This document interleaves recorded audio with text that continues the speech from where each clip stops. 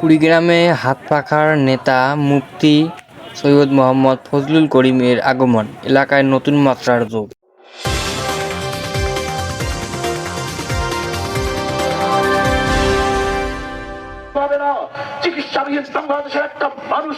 কুড়িগ্রামের রাজনৈতিক অঙ্গনে নতুন করে আলোড়ন সৃষ্টি করেছে হাতপাখার প্রতীকের শীর্ষ নেতা মুফতি সৈয়দ মোহাম্মদ ফজলুল করিম।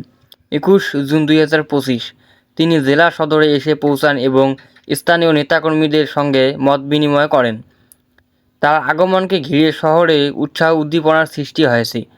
স্থানীয় সূত্রে জানা যায়, মুফতি মোহাম্মদ ফজলুল করিম কুড়িগ্রামে একাধিক রাজনৈতিক ও সামাজিক কর্মসূচিতে অংশ নিচ্ছেন। শহরের বিভিন্ন গুরুত্বপূর্ণ মোড়ে পোস্টার, ব্যানার ও ফেস্টুন দিয়ে তাকে স্বাগত জানানো হয়েছে। নেতাকর্মীদের মাঝে তার আগমন নতুন আশার সঞ্চার করেছে। মত বিনিময়ের সময় তিনি বলেছেন, জনগণের ভোট অধিকার রক্ষা ও ইনসাফভিত্তিক সমাজ গঠনের লক্ষ্যে আমরা মাঠে আছি। কুড়িগ্রামে আমাদের অবস্থান শক্তিশালী করার পরিকল্পনা নিয়ে এসেছি।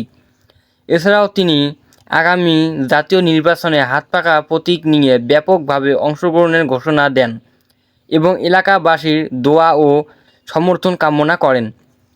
এদিকে নিরাপত্তা রক্ষার জন্য প্রশাসনের পক্ষ থেকে কঠোর নজরদারি ব্যবস্থা নেওয়া হয়েছে।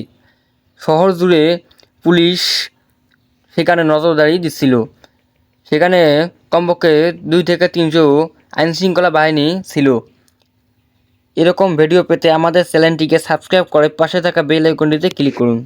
ধন্যবাদ।